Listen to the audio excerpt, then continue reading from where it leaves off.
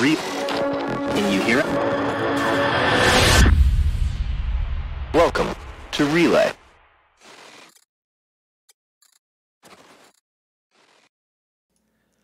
Okay, hello everyone. With any luck, you can hear me. With any luck, you can also hear Shiver beside me here. Hello there. There's a Shiver. We're gonna take this. We've been sat here in total silence for half an hour, and now you're suddenly talking. Who are you talking to? No one. Oh, okay. The lovely people Why are we that sat here in silence for half an hour, just staring at each other? It's the only way for me to do a proper mic check. Okay. Yeah. Who's Mike?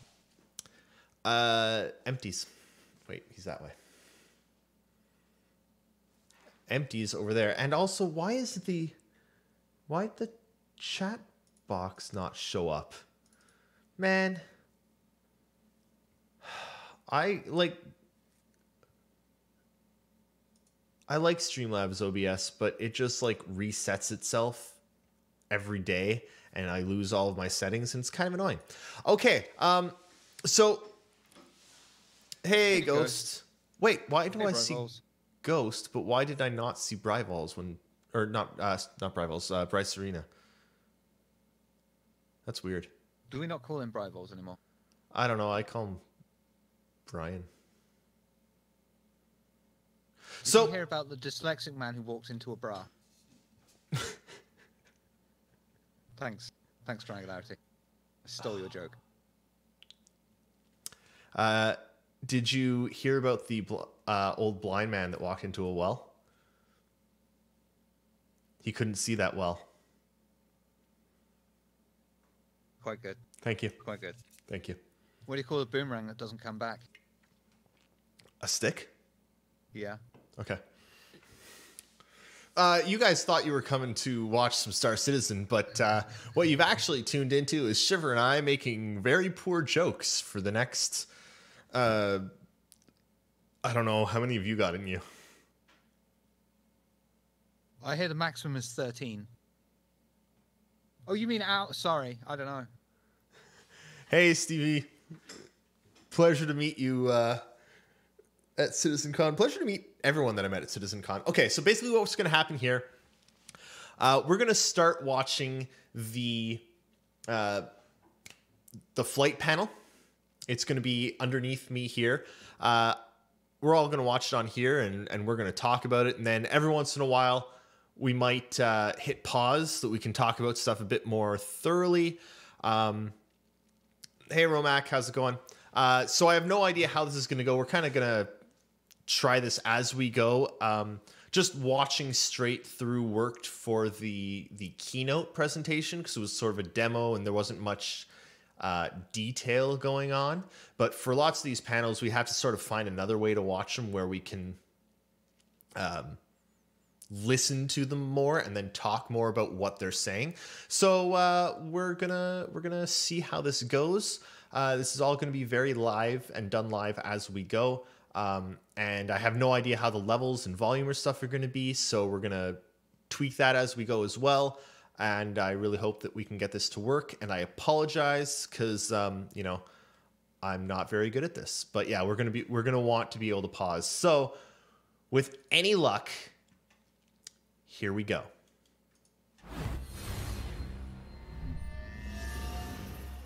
Hello, everyone. Hello. Hello. So, I heard you all care about flight. Do we? So we'll sort of get started. This is me, David Coulson. I'm a gameplay programmer. I've been working on this flight model for quite a while. And this is John Crew, the vehicle pipeline Shiver, director. do you know You sort of how many flight levels, flight models they've done? A huge thing. So I'm sat there trying to get all the ships from concept to release and all the post-release support and all those systems that work with vehicles. Yep. So I think we'll just dive straight into it. This is what matters to everyone, is, you know, what's next for flight in Star Citizen. And I think turn Since, this say, down 2.6, slightly. we haven't really had what we wanted out of this. We could do a lot better and sort of have this... Helmer, we're not really using a vision for how we program. want We're it, just and sort so of we've sort of gone back to winging it. 2.6, and we've looked at what we had in 3.0, and we're like No one's ever said that about me, reevaluating everything and thinking about what is the best way to bring the Okay, maybe that's experience better. that is the Shiver most might be interesting louder for now. everyone. And so if we look at what that kind of means, Knickers. we want you to really feel I think that's the good. ship. Let me know, guys. Currently, flying around, it's sort of the ships kind of feel quite similar between a lot of them, and they have so much acceleration that you can't really feel all of the workings of your ship, and that's really not what we want. And to go into that, we really want this system to be kind of reactive to what's going on inside your ship. So it's not as simple as just flying and then you feel your ship's handling and then you do your combat and whatever. Sorry, Helmer, I haven't taken a look at those yet, but I'll take a look at that for the next one. And that should really Thank you. into what's happening in the flight. And currently we just don't really have anything like that. Bit too loud. Hopefully this will get us this more deep, interesting experience that changes between different ships. So we want it so that you fly this one ship and you have to fly in a certain way, and that's the way to win in that ship. And then going to a different ship, you might have to change your approach. Is this your first game where you've actually flown something 6 degrees of freedom? We want to kind of make, as going back to the reactive thing, I think that's really important because we really want Elite Dangerous to have like a thrust. But I didn't like it. But nothing. And then if we But can you're change that, fairly we can new kinda to the work whole thing. toward, Yes, changing the handling of the ship while you're flying, which is something that we've never really. I had don't before. like flying. So I'm really more of bad that at to it. show you, not final. So you all know, I'm sure you don't probably even enjoy can it. play this flight model. I in think the, I might Drake enjoy Mutual it, training facility but I think at the downstairs in time I the was room. like at the time I backed, which is And we want your 2012. feedback. I was and we kind of hoping wanna for something sort more of like get to freelancer. to the correct flight model that Okay. is, best for everyone. I backed So because this of is not freelancer, final, right? and So I hope you I enjoy don't it like flying. anyways. I'm bad at But, flying. we'll work with us. Or no, I'm good at use flying. I'm HOTAS. bad at What we want it shooting. to be. I do use HOTAS. I feel that's important because if you're flying on a keyboard, no matter how hard they try and make combat visceral and reactive, this keyboard is still a bit... I don't think you feel the ship as much in a keyboard compared to a HOTAS. Yes. One thing I will say, they're showing this, and I don't know why they're showing this, because none of this looks any different to me than any of the other flight models have looked. I can't tell just by watching. I mean, actually, okay, that clip right there where he sort of skidded the Aurora, that was cool. I like that. But Yeah, so video is obviously very hard to get across the feeling of flight. Yes, so fast. we're going to talk in depth. Of course. we are. Stuff here. He's So the wife. Start at the bottom and work our way up. Yeah, we'll start with controls. I think right at the bottom of the flight system. Go on, you want to talk about the throttle? You may have noticed on those videos there, we've changed the way the throttle works. You have direct control over your ship now, and that works at a much wider range of speeds.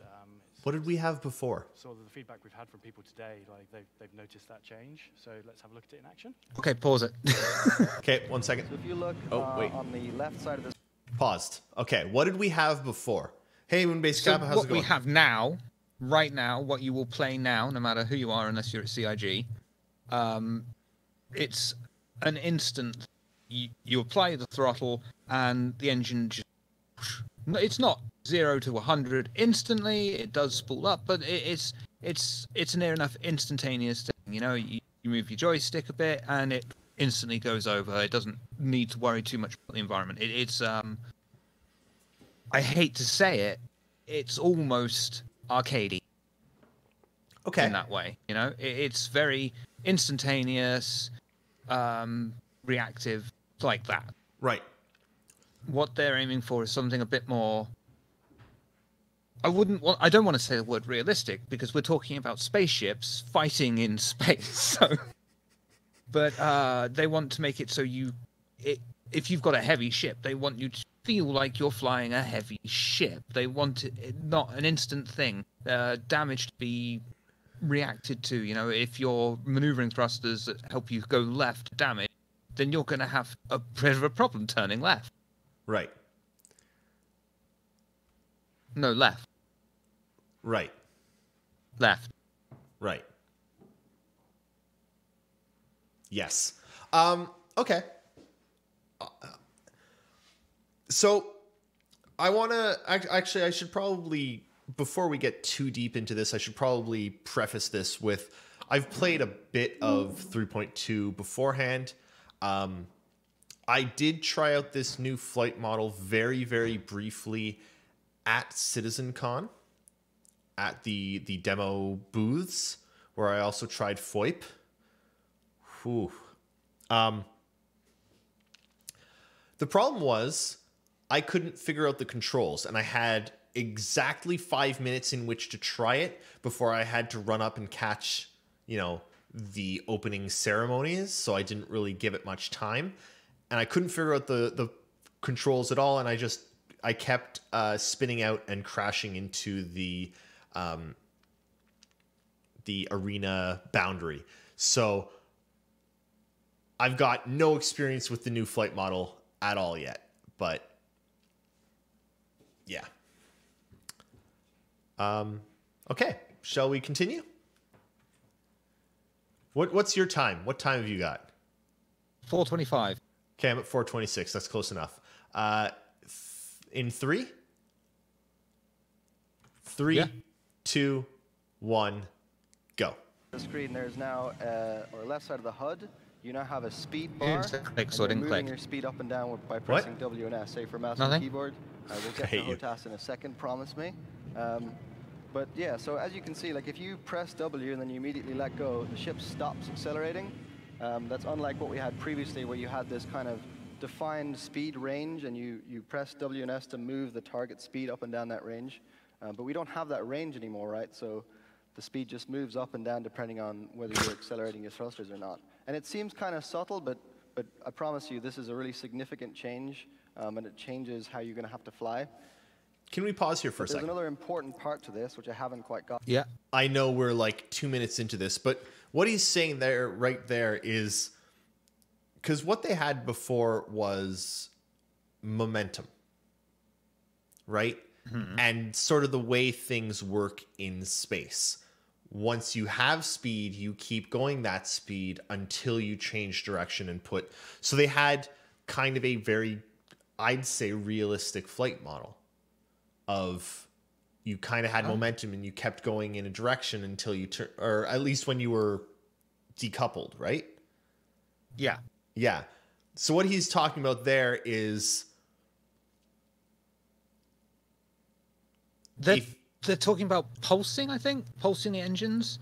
So you're on this flat line here, you throttle up, you go forward, you change your angle direction, throttle up, then you go that way. So basically, is that right? Is that what he's saying? It's pulsing it all the time instead of constant. No, it's not right. Okay. I think we have to listen to him a bit more to understand, for me to understand anyway. But like, it seems he's saying that you hit W, and then when you stop thrusting forward, your ship will stop. As in, it won't keep the momentum. I guess the ship is like acting against it to stop your ship. Nakara would know. Helmer, I wish. So You would. we were actually originally going to have. We will continue watching it in a second, Ghost. I know we're terrible. We were gonna originally try and have either Nakara or Commander Llama on again, but Commander Llama's internet died, and Nakara has conflu. So he is basically, he was like, no, I am dead. I can't. So you get two people who have no idea about flight instead. Okay. He tried it. I did try it. I literally couldn't get it to work. Also, I ordered some shirts before the con to wear to the con, and guess what? They showed up today.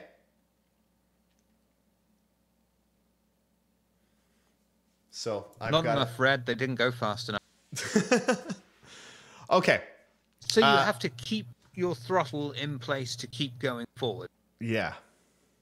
Unless, I guess, you've got HOTAS where you could actually set...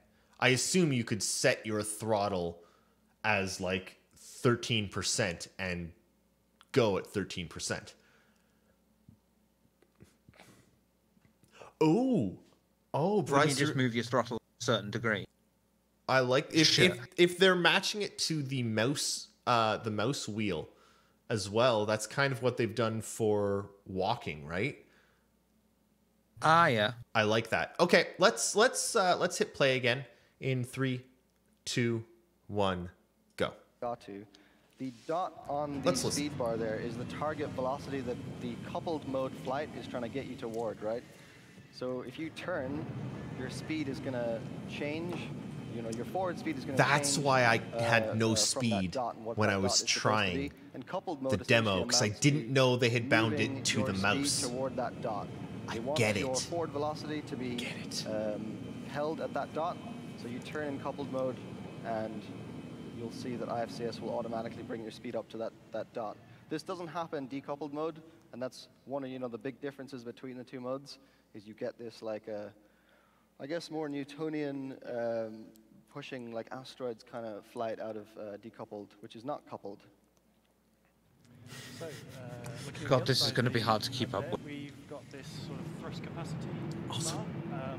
John This Crew is allows not you loud to enough. Finally control your thrust power. Lets you manage your accelerations. So this sets how strong your thrust is in all axes when IFCS is trying to move your ship, and it gives you that fine control. So if you don't want to go at full tilt, you can just bring it down, and then you're going to move at a much slower rate. You want to I like that. Just scroll it back up again. So we obviously talked about mouse and keyboard. Let's have a look at HOTAS. Yeah, so the way this works in HOTAS is if you're using a not bidirectional throttle, which you can do. I have had a chat with him. thrusting He is a forward very will soft-spoken increase the amount individual. of acceleration that your thrusters are giving. So you can hear that as you push your thrust forward, you're going to get more acceleration out of your ship, and that speed is moving further up the bar, right? And then if you want a retro thrust, you have the retro thrust on a button, and this kind of acts a bit like space brake. So you would press this button, and you're going to have your retro thrusters Can you do fire this and pull closed that speed back captions again. for fast car? Here's another shot of this. You can hear the thrusters increasing in strength as you move that HOTAS up. The other option here is to have a bidirectional thrust. So you can actually have zero thrust effectively be the center setting on a throttle if you have a throttle that has like an indent in the middle, and then you can pull back to go backwards, or My fire throttle retro does thrust not have an indent. and push forward to fire forward thrust. That sucks. This I is think kind of that's significant X52 Pro because, previously if you were Yeah, I'm using the if you X56 pulled back Rhino. on your throttle, it would move that target speed down, which would make you slow down. But that's actually not what's happening now. If you pull back on your HOTAS, you're effectively killing thrust on the main thrusters, and you'll carry on traveling at that speed, but you're not going to slow down unless you press that retro button. Oh, okay. So I think Interesting. let's talk Let's about talk about Afterburner. Yeah, go on. Specifically AB2, that's that second stage of Afterburner. So what are we done with it? Well, it's gone. It's gone. So Okay, thought it'd make a Afterburner's few people gone. happy. Cool. No longer do you just hold shift to get up to cruise speeds. There's that weird bit in the middle where you're like, is it going? Is it not going? Oh, no, it's Yeah. going. Oh, I don't want to go there. Yeah. So no more scaling your accelerations back. No more kicking you out when you move. So that's Afterburner. What about Boost? Well, Boost is now correctly called Afterburner. So yeah, now I you didn't press understand shift why they had and both for the you longest will- time. to be Yeah. honest. Essentially, you're firing boost, right? So you're going to get more acceleration out of the ship. And this is not related to going to cruise speeds. This is literally the same as boost was, right? You're going to do this, and you're going to feel a more acceleration out of your ship. Now, there has been a previous issue with boost where it's overused, shall we say, with some people taping it down. I've heard this is a we thing know that about happens. you guys taping Boost down just for Yeah, benefits. so we wanted a consequence to using boost. So we're actually going to get back to that in a little bit because we need to go over something else first. So, go on. So how do we cruise now? Now we've got rid of AB2. Well, you literally just freely accelerate up to cruise speeds in any direction, coupled or decoupled. I like so that. let's have a look at it in action. Okay. So here in the Aurora, I'm just holding W at this point, accelerating past. You see, I'm going to go past the SCM speed, and the ship just keeps accelerating. Now, obviously, in coupled, this is happening with just accelerating forward. But you can actually do this with any of the strafe axes as well, and you can do this in decoupled. You literally just accelerate for as long as you need, and you go up to the top speed of the ship, which is pretty much the same as the cruise speeds we had previously. Beautiful. Though there is another change that's kind of important here. When you go past the safe maneuvering speed of the ship, coupled will start limiting your angular velocity, and this is kind of something we had a while ago in cruise. And this is kind of a feature of coupled because if you're above those speeds and your thrusters are just not quite strong enough to move you around, you're just going to drift for miles and miles and miles. So this is kind of like, you could think of it as a safety feature of coupled that's saying, hey, you're not really going to be able to practically turn So at I'm these only going to speeds, fly you're in gonna drift coupled so now much. is what So I'm I'm going to hearing. limit your turn speed to try and keep you from drifting. Now, if you turn on decoupled, this is not actually the case. Decoupled, you can just accelerate as much as you want in any direction. If you're in coupled and you swap to decoupled mid-flight, then you get to freely rotate around. Oh so my. we're going as sort of, you can see That's the going to cause velocity dots problems. there. I'm in decoupled, I'm going all over the place. If you were to go back into coupled at this point, you're going to have a huge amount of slide. Obviously, you've got that huge velocity going there. But yeah, That's they're cool. two different flight modes. Interesting. They behave very differently. I You like don't that have they've to use both, gotten you can rid use one or the of other. like having I to think it's really cool as well that previously spool getting up into cruise like speeds in decoupled Like you was just- kind of you a just pain, 'cause fly. You'd have to be going in a perfectly straight line. But because we've removed that restriction, Hey, it's no Nighthawk. longer a problem. Decoupled works. So hey, much better like Nighthawk, this. how's it going? So you might wonder, if you're just flying around, what if you don't want to go up to these speeds? What if you don't want to? Can we you don't wanna quickly be at pause these here, speeds please? Where you're having your Paused. Okay. So what kind of balance things do you see from this? Because I can see someone who's trying to run away from pirates, or vice versa, the pirates are chasing them down, but they've also got this, they're effectively on their escape route if they're in decoupled mode, because they know they're in enough trouble, flip round, burn away. Or do you think that's not a problem? I think that I don't know. I personally I kind of like this change just because it seems a lot easier. I will admit one of the things that frustrated me to no end was taking this thing. And there are a lot of buttons and knobs and gizmos on this piece of crap, okay? It's actually got a lot of stuff. But was this eject? Or was this eject? Or was this self-destruct? And which one of these did I have as boost? And which one was accelerate? And was this switch to cruise?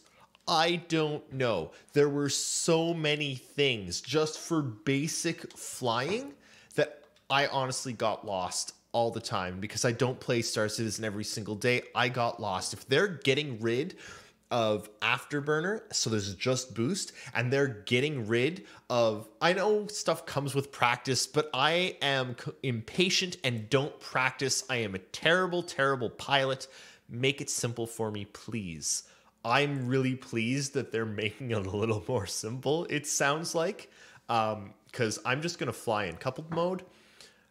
And, yeah. I like how it is one of those, it appears to be something that you can learn the basics of, master the basics very quickly, getting up cruise very easily, for instance. But also, it looks like it's got the potential to be deep enough for people to start experimenting with things to make their own tactics, which is exactly what you want. You just want the systems in place, and then the players to be able to discover and try new things. And then, if it turns out, shit, that's actually not good, then they balance it out. If that is good, they can take that gameplay and move it in with something new that's adapted. Why do I make eye contact with you when you do I don't know. I don't know. Thinking about what you were saying of the whole being able to, like, let's say you're flying along coupled and you do have a bunch of people on your tail and you're like, you know what? Screw this. I've got a top of the line flight suit and I'm flying a M50. They may be on my tail right now. And even if I go to top speeds, they may be on my tail for a while. But stuff it. Decoupled, flip around, full burn, and blow past them the other way. Because my top-of-the-line flight suit is going to reduce the G's on me so I won't black out, and they're not going to be able to pull that maneuver.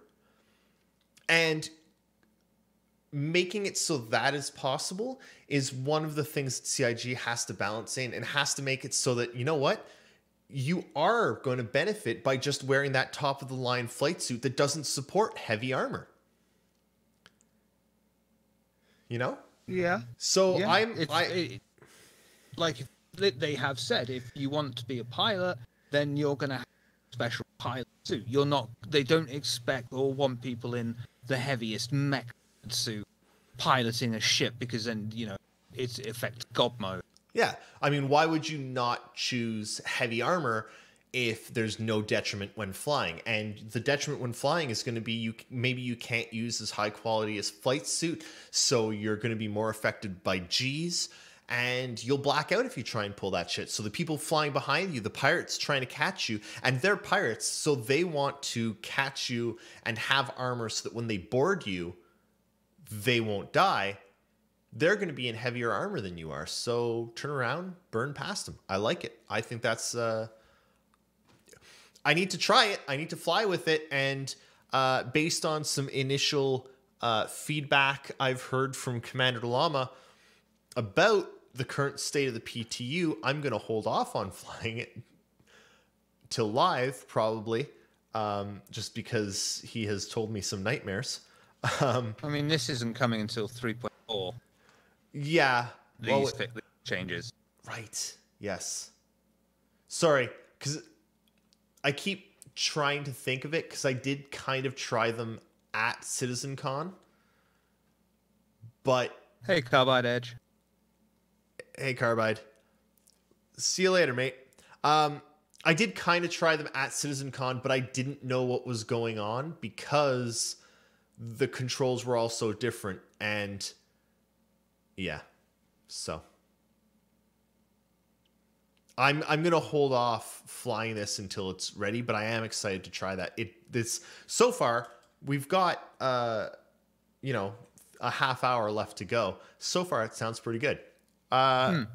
Ready? Easy to master, but it's going to be. It sounds like there's just still what room. We've seen. Yeah. It sounds like there's still room for people who are actually good at flying.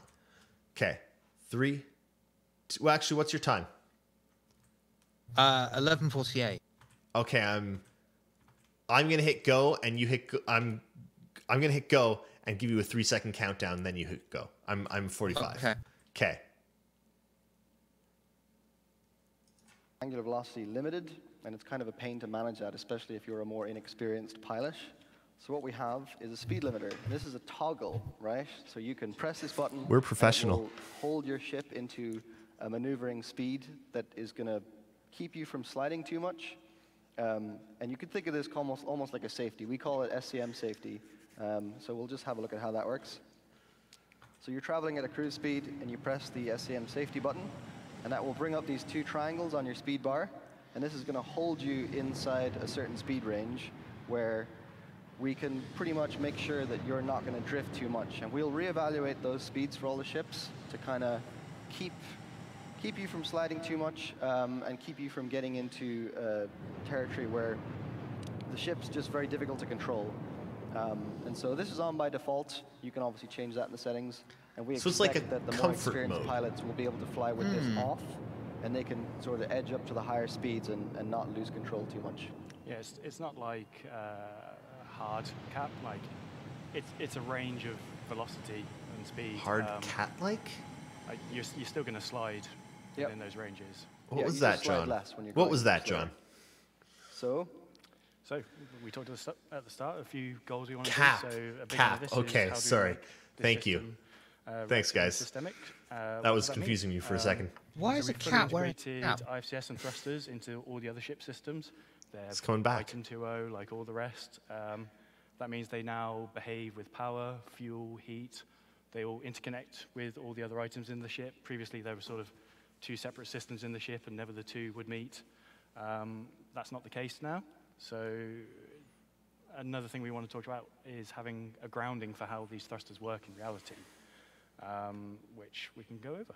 Yeah, so what we wanted to do with thrusters is base them on some real-life fiction that we can sort of take forward into the future. And that was these things called Vasimir engines, which I can barely remember what they stand for. I think it's Variable Specific Impulse Magnetoplasma Rocket, that's what it is. Yeah. So this is a real-life rocket technology that is sort of going through a lot of testing as a potential future interstellar or intersolar. NASA got them on things. Yep. So the Thank you, idea Ghost. basically is that you're going to ionize a fuel. Thank you. Like some gas, like argon or something. So you're going to use lots of power to create this ionized plasma, and this is going to generate loads and loads and loads of heat, and then you will accelerate the plasma with really strong magnets to generate thrust. And so this kind of gives us a really good basis to make all the thrusters work off of this. So if we have a sort of defined thrust capacity for thrusters, and this is their performance effectively, right? This is the amount of newtons they can give out, and then we draw power and generate heat and generate thrust based on this fiction. We can kind of make this a really systemic, believable system that sort of works under some future version of a real thrust system. So we'll God, I take a look gotta at this. fix that. So we're going to I'm sorry. look at this in action. We do a lot of this by looking at the MFDs, just because it's a really clear way of showing it in a presentation format. So as you can see now, every thruster has a little Oh item my. on the power That's UI, too much. and they draw power dynamically as the thrust is given to them to move the ship. But you don't have to do it. fuel, You don't it's have the to same use it. I You guess. can just Power leave it to all produce as fuel is default. the same. But that's for people I like mean, me who are And like, as you're flying around here, you can see Tweak. your main thrusters That's going up, using insane. more power. the op icon. The heat goes up as well with them. Now I'm stopping, so the retros went up Oh there. man. Hey Flint, welcome home. Look Hey, what Flint. happens. Like some of the other systems we've we have in been- the game, we're- you can we're about- move the power around. So let's For those have just that. joining us, we're only about 16 minutes in. So you can manually underpower or overpower each thruster, and your ship's going to behave accordingly. So here I've Oh, and you can set reduced limits the to them. power capacity on Oh the my. rear thrusters. And this also affects heat as well. So if you're underpowering thrusters, they're going to generate less heat. Afterburner is actually just a facet of this system. It's just a shortcut straight into overpower mode. And overclocking is then another level on top of this, where you get that extra performance, you get more heat, more wear, and it's all systemic. They all just work together. So basically what they're saying Underpowered is thrusters burn less fuel, it overpowered now thrusters generate just more heat. works together. If you're running low on Stream fuel, volume up. throttle your thrusters down. I'm at Out, max on for my end, that more Flint. performance. Or wait, And like this the is- YouTube? This is all part of a system to give us consequences to your actions.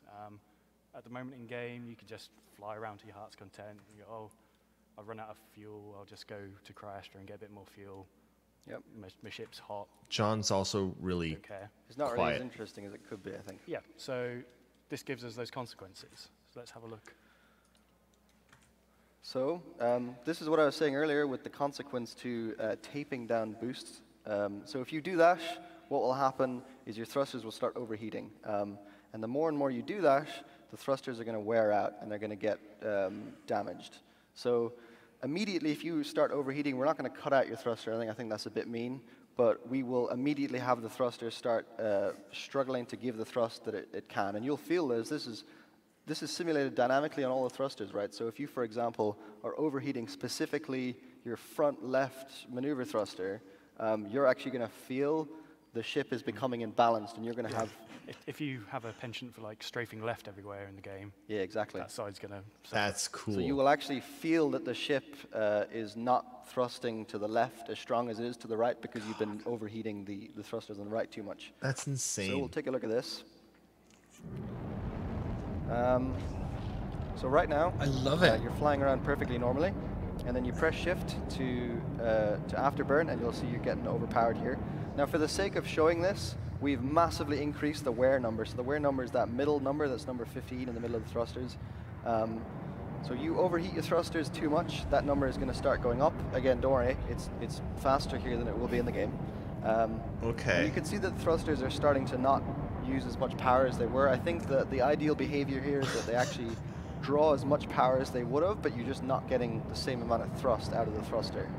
So you continue afterburning like this, your thrusters get weaker and weaker and weaker, and you'll immediately start feeling the ship get more and more sluggish because you're just, you know, you're damaging the thrusters by doing this. Oh, I love it.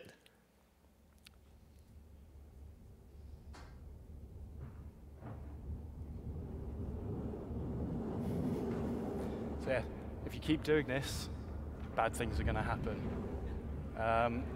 The main visual cue of this is thruster misfires. Now, misfires are going to be things that happen on all items when they're getting worn and overheated. And for thrusters specifically, they're going to accidentally backfire like a car. Sometimes they're not going to respond when you want them to respond. They're generally going to make flight pretty unstable. We talked about changing thrusters out.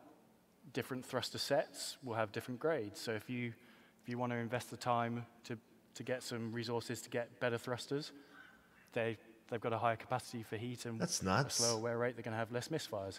If you cheap Shiver? out and go for the bottom, Good to pause? You wanna shelf pause? items, Yeah, here. then you're going to hit this more. Okay. I want to talk about that. I'm sure they're probably going to talk about it a little bit more too, but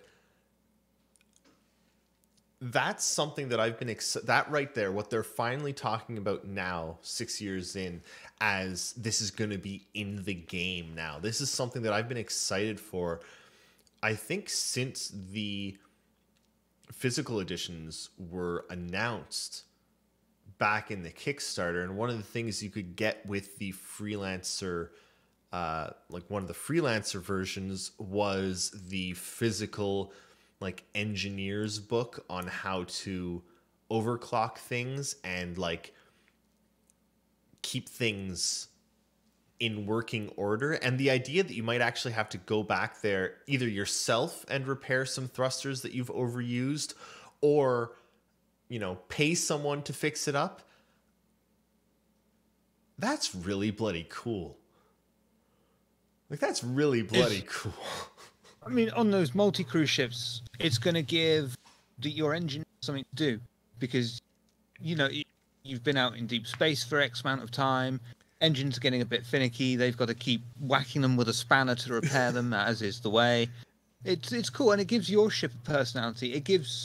It's also feedback to you as a pilot, because if you're constantly strafing to the left, you're suddenly going to realize that you are constantly strafing to the left. Yeah. And actually, what you just said right there is perfect, because you said personality. And one of the things that CIG said a long, long, long time ago now is that every single piece of equipment in the verse is unique. And this was actually done in the first 64-bit conversion that they made. So they did 64-bit conversion twice. They did it once later for the space, so that we've got such a massive playable area. But they did it, I think it was before that, they did it for essentially the number of items that there could be in the game. So every single item on every single ship is unique. And all the thrusters on your Aurora right there are completely different from the thrusters on Shiver's Aurora, completely different from the thrusters on Ghost's Aurora. Like, everything in the game is different and unique, and they can vary the stats on them themselves, so that there'll just be some thrusters that are better, but then you'll overuse them and they get worse, and then maybe you can't repair them back up to full, and then you have to swap. Love it. That is exciting as hell. As long as it doesn't leave you stranded in the middle of nowhere. You I need to mean, be able to stick duct tape on it at least, because Yes. I mean, there's going to have to be like being stranded there, like roguelike element of just being completely fucked. I get that. Yeah. But I don't know if I want that for Star Citizen unless there's something really gone wrong. I mean, I think there will be like a minimum thruster ability, right? Like, even if it's broken to crap, it'll still output, you know, a little bit every once in a while so that you can inch along. But keep in mind, there are... Thank you, Romac. And yeah, they might not, but they might also not get you anywhere. And what Bryce Arena just said there is you might just have to ask a crucible to come and repair. Yeah, but then it comes down to the gameplay is... It might be in some areas of space, yes. And that's actually something that Commander Llama and I have talked about, and I'm sure we're going to talk about this more as Star Citizen keeps being built, is how much of the gameplay time is...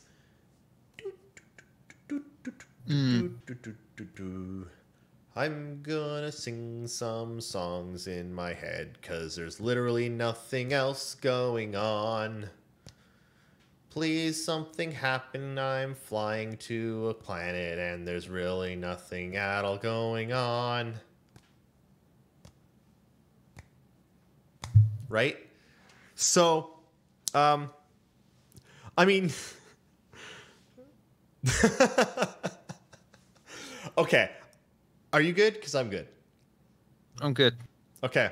Bryce Arena, request it. I'll record it. We'll put it in the voice attack thing for relay. Yeah.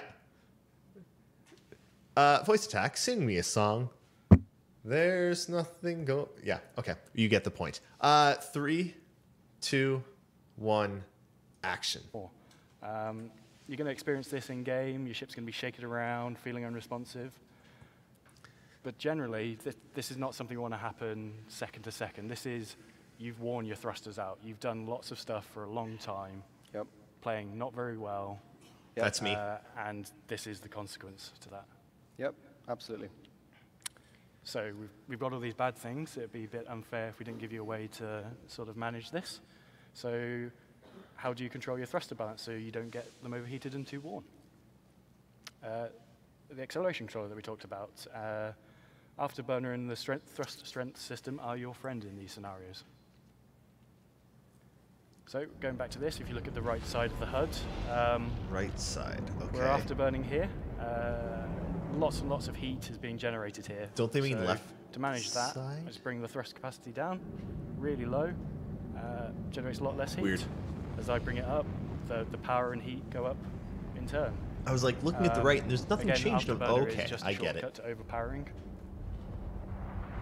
And this is where you're going to be managing stuff. And the great thing about this, you've got your throttle, you've got your afterburn, your throttle, your thrust capacity. You don't need to go in your MFDs, like flying around, doing this, trying to work out what's going on. You've got those two big items, center of your HUD. After a while, you're not even going to need to look at them. You're going to have worked out where to move them. Sure. It's just a shortcut to spending your life looking at little screens. Yeah, absolutely. Which is exactly I what love how I want serious to it do. is. Yeah. Straightforward enough. Since we simulate this, we can just push this to limit. We can say, hey, if someone shoots your thruster, we can start reducing its power output and its strength. And this is kind of this level of dynamic flight behavior we've just never had before. So we take a look at this inside the Freelancer. You're flying around, your thrusters are in perfect health, you got no problem. And so here, a Gladius is going to shoot some thrusters. It's already shot the one on the right there. The more and more you do this, you can see the thrusters starting to get damaged. And you will immediately feel this in the handling of the ship. So the idea here, so you can see these two thrusters have been damaged. If you try and move, you're just not going to get the strength out of them that you need. And the expectation here is that we want that is more exactly what I want to see. interesting combat, so that, you know, I think currently people just go straight for the cockpit if they know what they're doing. But actually, it could actually be another strategy what to they're go doing. for the No. main thrusters of a ship, or even if you're good enough to hit the maneuver thrusters, you can cripple a ship so it can't even roll. Yeah. It's, Can we pause at for a the second here, moment, Shiver? it's very Yeah. time to kill. Good enough to hit the maneuvering thrusters. I can't even hit a ship. Like a ship. Any of it. And some people are good enough to hit the maneuver. Screw that. I hear you on that, especially when it's one-seater ships. But I suppose it's just you're spamming so much crap in these dogfights that, the damage has got to go somewhere. And you're not, I suppose, unless you really, and really are fucking good, especially with a HOTAS, you're not specifically aiming for a specific maneuvering thrust. You're like, yeah, get that over the engine. Yeah, oh fuck 'em. Yeah, oh there we are. Oh fuck. No. And if you're just lucky as he cross beams over, you just I lay get it over like, there. he's coming, you want it there, start shooting. Oh, I hit him twice and stop and turn and he's coming. Oh no, he turned away. Shit. And like, that's how I fly. Even like minor damage to a maneuvering thruster can be crippling to the best of pilots. And I suppose it's going to scale up as well. A Gladius is going to be taking out a maneuvering thruster on an Idris or something. Yeah. It sort of makes me wonder how much more valuable that makes like ballistic weapons, because ballistic weapons aren't initially affected by shields. So you might actually want ballistic weapons because then you might slow down the ship, which makes it easier to hit. Like that adds so much to the game. I love it. One other thing that I was thinking that this adds, and we're not really seeing it in a single person ship, even though they're flying a freelancer, they're flying it solo, but this is all stuff that the pilot can deal with, right? But I don't want to be sitting there watching my thrusters and managing all of that while I'm also shooting at people this complexity, the amount of depth that they're putting in the flight model, and I know the flight model is super important, but the amount of benefit that comes from this complexity in each and every system is that this is truly something that you could spend all of your concentration managing this one thing, right? Mm-hmm. Yeah, Nighthawk, the economy right now is balls. That'll get sorted.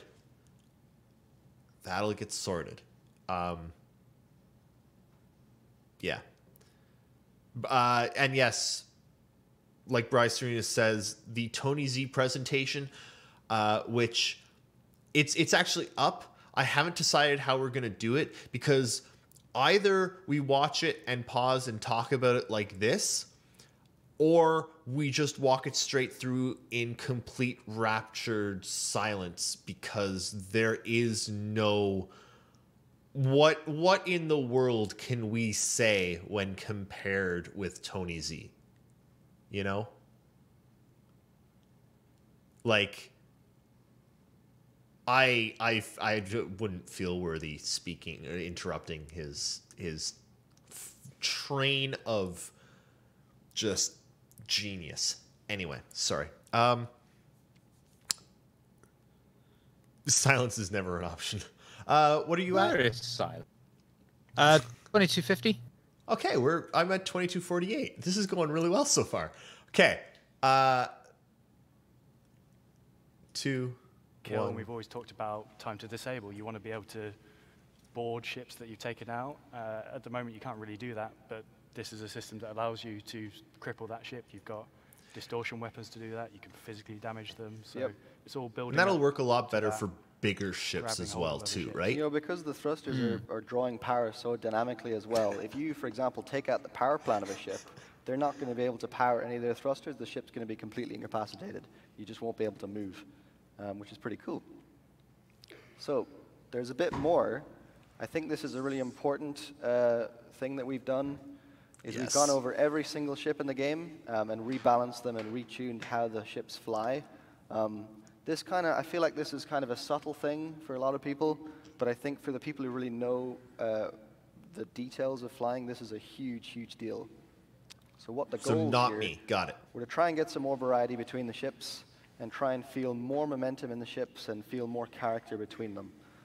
So we're going to go through and we're going to create like a systemic system for deciding what thrusters and what size of thrusters are going to get certain thrust capacities. A systemic so that across system? all of the ships, Really? we sort of have this unified balance of how ships feel and how they get thrust assigned to each direction. Yeah, the momentum part is key here. Like at the moment in the game, maneuvering thrusters have like absurd amounts of power to them. Yep. And this changes that Yeah. significantly. In 3.3, there are actually ships that have like these tiny little maneuver thrusters and these giant main thrusters, and the maneuver thruster has more thrust. He than goes to the mains. ATM machine. So no more of that.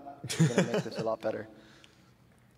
That's good to hear. The rebalancing all the ships and the making the ships So if we look feel at the Gladius. The individual. Gladius has these two really big thrusters. Can we pause here Straight quick? away, if I make a left turn, you can Yep. see Paused. So now it worries me that they're going through each ship. Now this could just be the way they had to word it, but going through each individual ship to rebalance and retune, I would have thought they would have gone through the components themselves, which if you go to the components, you're going to the source rather than treating each individual symptom. But that could just be the way they had to phrase it. You know, Blake. That's actually a really good point. I wonder if we can find a way to ask them that if they're balancing this ship by ship, or if I put each ship has different components, yes, but you if you have could different put components- you could put Aurora thrusters on a Gladius.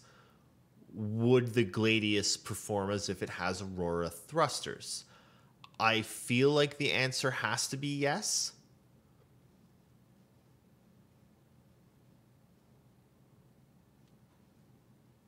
I mean, if they have, I mean, yes, each ship has different components, but you have flagship components that you use as default basis. You say, you know, these are our middle of the range engines, right? These are what we measure from.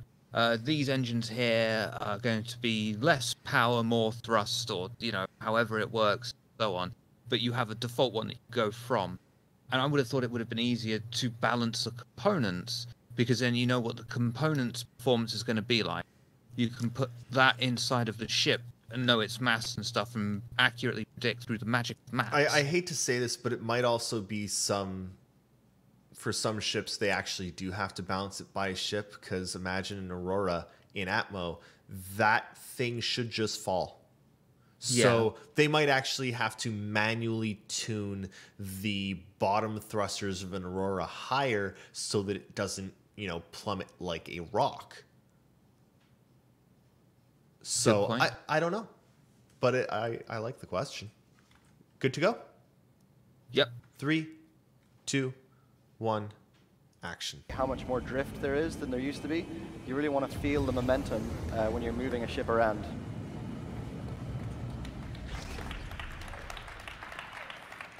Three people clapping. All right. So I think Yeah, the Gladius has momentum. quite a few thrusters that can point downward. So you will actually feel That's pretty cool. differences in They trying to clearly strafe in have, certain directions. And of course, the angular It does fly acceleration more is also smoothly. super important here. Yeah. The layout of the Gladius's thrusters actually gives it more pitch authority than yaw. And so in this ship, that's going to be the dominant way. You're going to want to try and Yaw. use your roll and pitch to get Oh, on there it target is. and Oh, hold the target in oh. front of you. Almost And blacked that out. may not be Okay. what we have with other ships, right? Variety and character. Yeah, this variety is super, super important to us. So you can see in the outside Good. view here, That makes me happy. as you move around, it really, I can't stress how cool it feels to have this momentum. It really makes It flying, does it makes feel it like arguably more look difficult. like it's sliding a um, lot more, which But I think it's more rewarding when you But fly not really well. oversliding. And that's Yeah. really cool. Not too drifty. So I think we will move on. Pick a different ship. Yeah, we'll move on to the Hornish. So yeah, Hornet in comparison to the Gladius, much beefier, much heavier, and it has weaker directions in all other axes except for going forwards, where it has that huge main engine. So far more acceleration going forwards, and it's shorter than the Gladius. So it actually has weaker pitch that authority, turning radius but its yaw is much stronger. So I like if you it. only have those two ships, you're going to be flying them two completely different ways. To have it. You can fly them the same way. One's going to be worse at what you're doing than the other. So you need to learn and feel how those two ships behave and fly them accordingly. Again, very hard to see in a video. Recommend you go play this and see how it feels. I just want to do a tiny bit of audience participation at this point. I think it looks How good. many of you have a Gladius? Stick your hands up. It's not that many. Not that many. How many of you have a Hornet? It's a lot more. Then let's look at another ship. How many people have an Aurora? That's a lot more. So yeah, the Aurora. We'll take a look at the Aurora. So I think we've been kind of guilty of punishing the Aurora a bit too much. Yes. Making it pretty much useless in combat.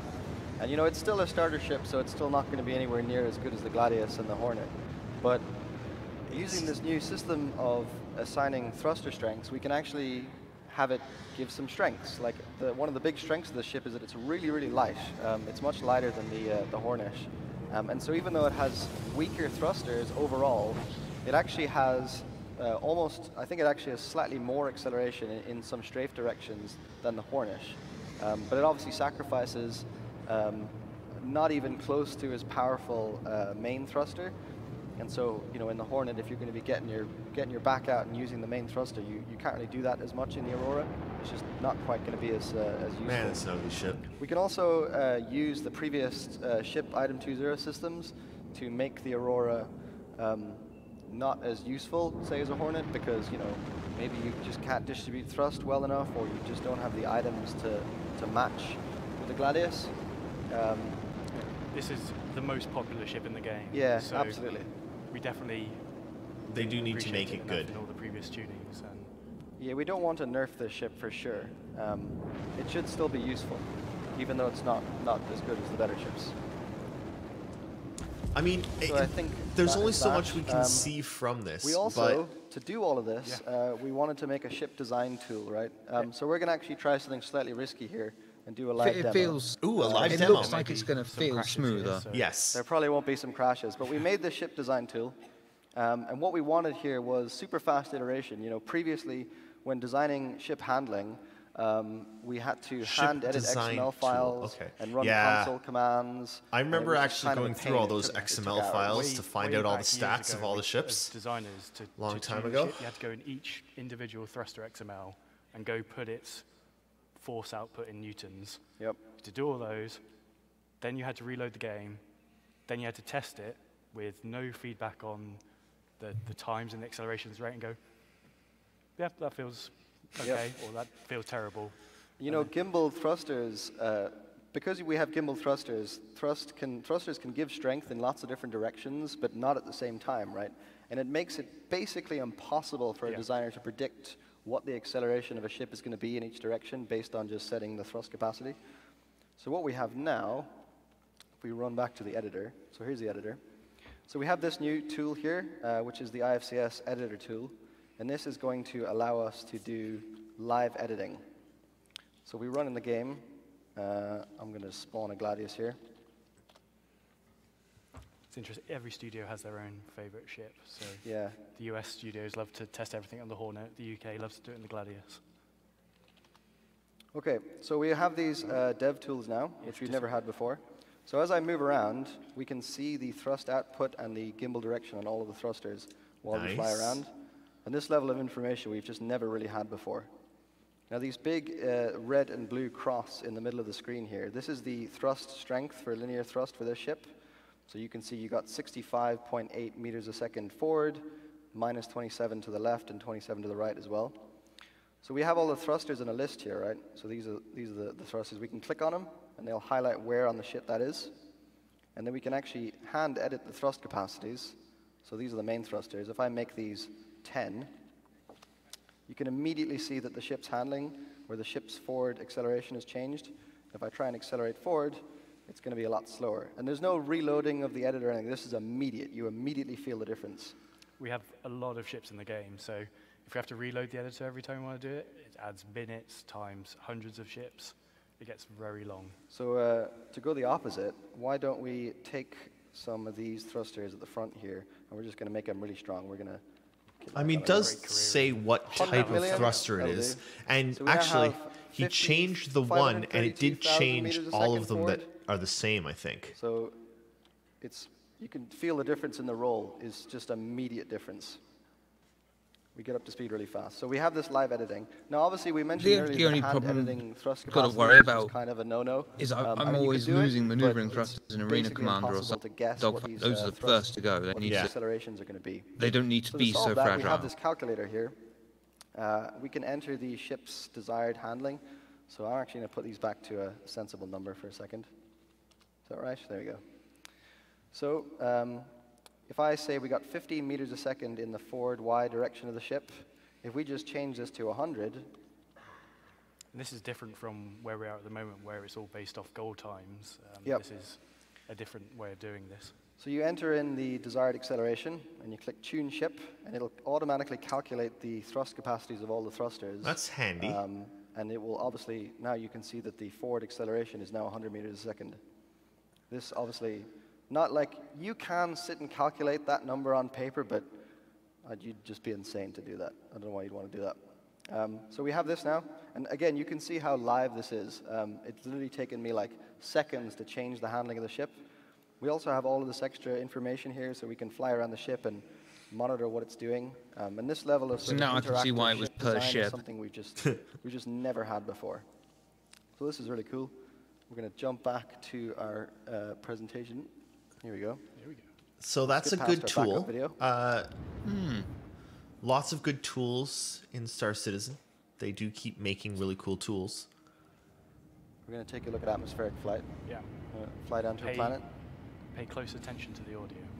Yeah, the audio is fantastic here.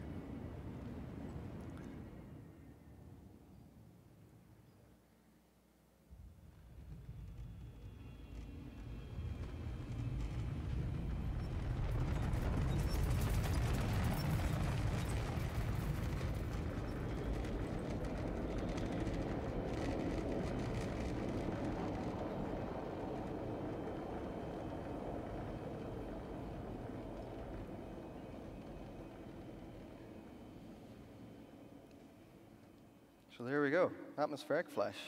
Okay. Anybody notice anything different about what was shown there? Well, so now got lift.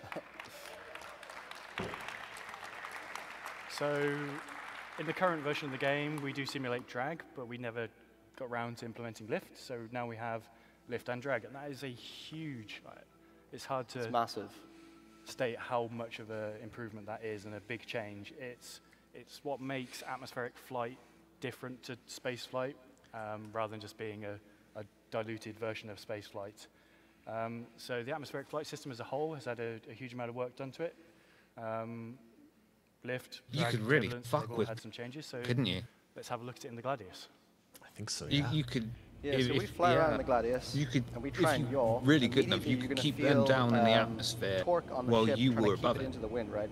Obviously, if you hard yaw in a plane in real life, it's just not going to work, right? And then as you see, if we roll and pitch, you can actually turn so much faster. In fact, you can actually almost completely arrest the drift that you would get in space. So you see how hard we can turn. We actually start to black out. That's not blackout from the thrusters. That is blackout from the aerodynamic forces on the ship, which is not something you get in space. I like this. This is good. This change this has to flight. You can see this is someone like, well, it's me trying to yaw really hard, and you see how the ship like torques back into the wind. If you, for example, try and hover your ship and then accelerate to cruise speeds sideways, the ship will experience all these aerodynamic forces, and it'll actually pivot the ship back into the wind, just to sort of get this. Right, because they do. Right? We see it in the physics presentation. There is like simulated wind on planets now. Ships we have to a modern day plane, so it has that huge lift area. So let's compare this to another ship which is not nearly so aerodynamic. Everyone's Aurora. favorite, the Aurora. So the Aurora, The brick. it's a flying brick, really. Isn't it? It's not really got much of a lift surface. So it is a lot. It flies a lot slower because it. Right, struggles Serena, the to cut physics through presentation the air. is It's got a lot more instability, as you golden. can see there. We're trying to yaw here, just but amazing. It's not doing it's it. just not doing it because it's hitting that wind and kicking back. Another downside I to this really, beyond really love the that, speed of the things thrusters in have to it. do a Yes. heck of a lot more work. just That's to do gonna this, be so a they're- load of they're fun. running hotter, Yeah. they're consuming more fuel. Doesn't mean that it's like this all the time. You can get around this to an extent. Again, bring the thrust capacity down. You're going to be flying slower. I less should add resistance. that your thrusters are doing all this work when you have a super not aerodynamic ship. Like in the Gladius, you can actually fly along stable and turn your thrusters off, and the ship will glide, which obviously you can't do in the Aurora. You're going to have the thrusters working Man, an awful lot that more. is awesome. Yeah, you're going to go down pretty quickly with this. Exactly. So let's have a look at what's going on under the hood. Yeah, so this is a little bit of debug stuff. You can see what's going on. So the red line is the drag, and it's obviously moving around because of some of the turbulence in the air. And you So roll and are they pitch, and you get this disabling sudden strafe in force of atmosphere? lift pulling the ship up. No, you've still got strafe. this- It's I just just- not as effective Unfortunately, as we couldn't have using. aerodynamic flight at the Great Okay. Commercial Training Facility today, but this difference is massive, right? If you try and strafe around and like circle strafe people in space, and you try and do that in atmosphere, it's going to go quite badly wrong for you. You need to really adjust your flight strategies in atmosphere, and the hope is that you're going to go into atmosphere, and atmospheric flight is going to be a bit more like planes, and that difference is going to be really, really drastic. And having that difference in That's gameplay exciting. is really, really exciting. Yeah.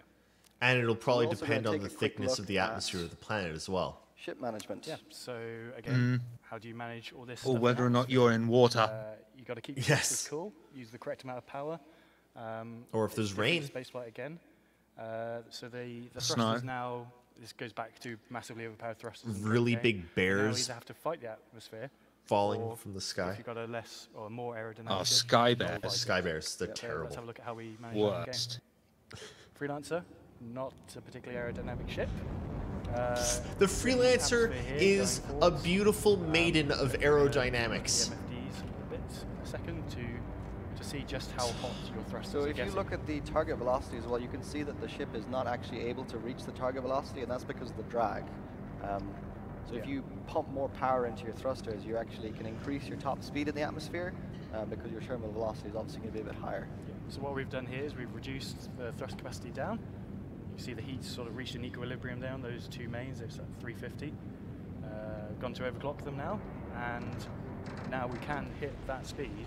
We probably could Yep. keep ticking it up, but you're paying the price of more heat. So now my thrusters are overheating. So how do I stop that? Turn them off. Oh, and the Heat's going temperature away now. plummets. Probably Oh, I have to turn love off the it. clock as well, otherwise Yes. when you turn them back on, they're just going to go back into that cycle. Put them back in again. There you Oh, go. that's beautiful. Prevented yourself overheating. So yeah, that's looking at managing. I think we're a bit tight on time today. We are. So We don't have enough time to go over everything, unfortunately, but there's been so many other changes to the flight system in the past year, and hopefully, like, we obviously can't have a 3-hour slot to keep talking about them, but we're going to go over a few of Yeah, the you other can. things. It's called Around the briefly. Verse. I don't know if you've heard, we have completely new ship audio. The every single ship and every single thruster. everything is completely new. You heard also the atmospheric sound is completely new, and we're really excited about this. This is actually like such a huge difference. It sounds so much better than it used to. Yep, decoupled's had a lot of changes. Those of you who fly decoupled will obviously have much fun with all those bugs, swapping between the two modes, stuff not remembering itself. We've worked on all of those. Yep. Going with that, dual stick flight, I think, is something that hasn't really had the attention that it needs. So we put a lot of effort into that to make that experience better. I do Obviously, still the wanna control try changes dual we sticks talked about someday. earlier are hopefully trying to address some of those issues and We make do that have a couple experience. of dual sticks in. I hear Yeah, you lots can of try good dual things stick about it, flying in the land but it area. seems like a and real issue to get used to. Yeah. AI flight now uses exactly the same system, so we get lots of cool little stuff. Wingmen can, especially for squadron, got all the wingmen. Yeah, that wingmen can just follow sit your ship now, it's right really on your cool. wing, or just be slightly offset and they move with you. That's all. A lot of the core AI flight systems have been heavily updated, and this is going to slowly trickle down into the AI flight behaviors to make, I was hearing significantly that even in improved, the AI PTU flight. right now, AI We've flight also is worked a lot on fairly the core, substantially like, improved. performance of the system. So hopefully having like 80 ships in a level is going to not completely. You mean they don't deliberately fly into asteroids anymore? So we'll get some more frames per second out of that, and the whole system is a little bit lighter on the CPU, which is a huge improvement as well. More ship design tools. So at the moment, the sort of knowledge for tweaking and tuning ships is very centralized. Something goes wrong, there's only a few people that can deal with it. We've got all these tools now that enable anyone to go in there and help out. You get that instant feedback like we saw in the editor. You know what you're doing. You don't have to sort of go into 5 million spreadsheets and look at some numbers and graphs to try and work out. Those In editor, XML files live were edit, so bad. Updates in real time. It's great. So another Well, thing technically that we can do they're now still there. is swapping out Yes, the but thrusters. they're this is a super read exciting. by the data. computer It goes now, back yeah. to what we were talking about Yeah. earlier in how the That data thrusters all forge, have the their own things that individual they've- thrust that's capacity, full. which dynamically changes the ship's That was handling. Another such a tool good that they idea of built. theirs. For Yep. example, Yeah. either swap out a whole set of thrusters, or you can swap out specific thrusters, and the handling of the ship will real-time change. Good. Based on one that. Right there, good. So it does sound like they're And some balancing more for UI updates as thrusters, well. not Obviously, we for saw the a new ship. Central hub there that has those features on. Stuff we didn't talk about in there. There's a little G-force meter. Shows you G-force. That's back. Lots more planned. So this will be coming out in 3.4. Yeah. We weren't ready for 3.3, unfortunately. But there's still a few months before this happens, and we actually have some more things that we want to do. So hover bikes, huge deal. I Yay. think right now they just don't really feel great. They don't, great. They don't. And so we want to go over the handling of hover bikes and really tune that experience and make that a lot more interesting. So it's, more like your close to the ground, tight control hover That bikes. speeder feel that everyone Yep. always wants. Networking. So obviously the network team have been super busy with OCS, bind curling, serialized variables, everything. We need to Bind get curling, their support to I love it. finish off a few more things on the ICS side. Obviously, it's all based around the current system that will be out there in 3.3. There needs to be a lot of tweaks for 3.4 to get it all working nicely, but it does work, and if you go play it, you'll see that you're all in a server there, 6-on-6. So Be a really nice the thing Christmas that you all present, want that us will. to work on, It right, will. is ESP. Assuming it doesn't get We delayed. have already done a lot of work on ESP, but there's a lot more time, and the hope is that over the next few months, now that you're all sort of got to play this, we're going to spend a lot more time on ESP, and we're going to dial that experience in for 3.4. That's good to hear. Hopefully with your feedback as well. I think it's a feature that is very reliant on what the actual experience of a wide variety of players are. So we're going to 3.4, spend a lot more time on that. UI December. improvements, obviously Yeah. it's not a great deal of good if you can't see or understand what's being presented to you. So we've got a lot of plans that we want to do there to make that much clearer. Yep. On top of that, the landing and docking systems are also scheduled to get a lot more work.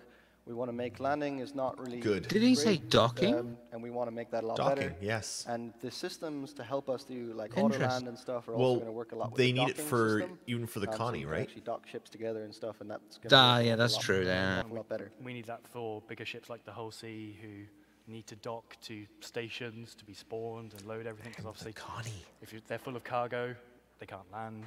You Yep. can't land, you can't sell your cargo. So Yep. it all ties together. So I think we're actually running over time. We're probably going to be asked to leave the stage at some point. So I think that about wraps it up for us. That's a good presentation. And I'll hit stop on there. That was pretty good. I like what they're doing there. I want to say that I really like that it seems like, especially with the plan to get this in for 3.4. If this is in by 3.4, that gives them time to test it, get it in people's hands, get feedback, start fixing it up, because this has to be perfect for Squadron. It has, yes. Yes, basically. Something has to be... was it you I was talking to when I said they have to have something that is as close as they can get to what they want for Star Citizen Live in Squadron. There can be differences, but it has to be minimal, recognizable, at very least. Yeah. So if this is what they're going with, if this is the system, and it sounds good, everything they were saying there, I liked.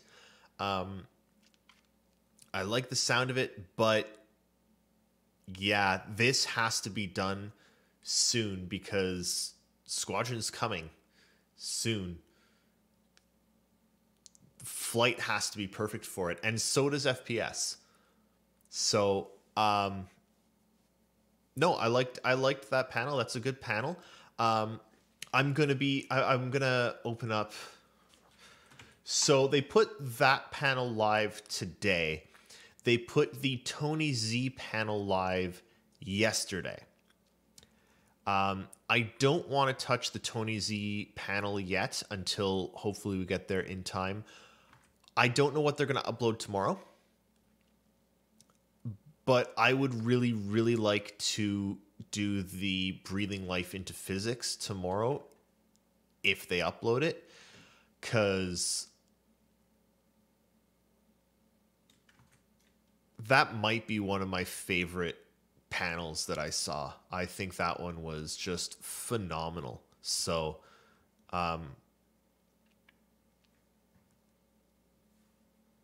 well, that one and the characters, they were all good. Let's be honest, they were all good. So I think the next one of these will probably be tomorrow, hopefully. Probably around the same time-ish, no idea. Keep an eye on Twitter and Discord, though, because we're going to announce stuff there, and Twitch will let you know when we go live, I guess, if you've followed. You've enabled it. Have I? No. If the viewer, has enabled notifications from us, the channel, then it'll let you know when we go live. I can Twitch. Yeah, I don't Twitch. What did you think, Shiver? It was very interesting, wasn't it? It's a very thorough overlook of the basics. Yeah. Taking space flight and atmospheric flight into account, how they want it to react, and then it's good. I like it, and I want to see where it's going to go. Yeah. No, I agree with that. That looked like a really, really good base. It actually looks more than a good base. It looks like they've gone through a bunch of models that didn't quite work and were close. And with any luck, this one will be, the one. It'll still need some fine tuning, but no, I'm pleased with that panel. That looked really good, and I'm excited to do the next panel. We'll see when they start uploading more of them. They've said they're going to be uploading one a day. So, yeah.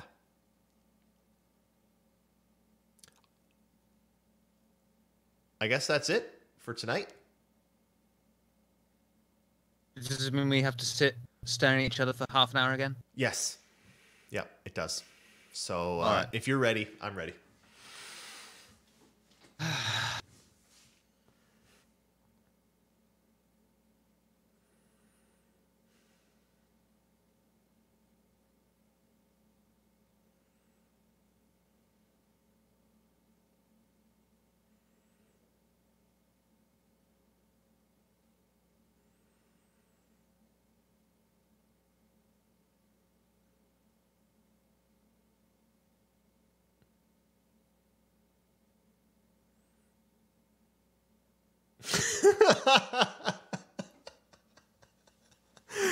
Oh my god, we have problems. Thanks everyone for hanging out. It was a good time, and we'll see you probably tomorrow. Actually, no. Here's the thing. There will be no podcast this Saturday. It is Mini Erris's birthday, so I'm off doing birthday things, and Nakara's off in the bush, and we've all been running around like... What if I want my weekly dosage of Erris on a podcast? Where could I go? Well, you could tune into any of these panel things that you're doing, or you could possibly turn into the Faux Friday Night show the night before, where I'm going to be trying to make an appearance, or the next day, Sunday at 5 Eastern, I will be on the Base's Roundtable over at twitch.tv/thebase radio.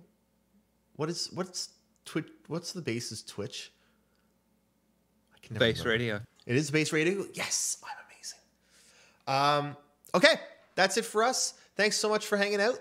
We'll see you guys in the base, in the base, in the verse, in the place, in with the worst, and the most of the best, and the best of the blurst. See you later, guys.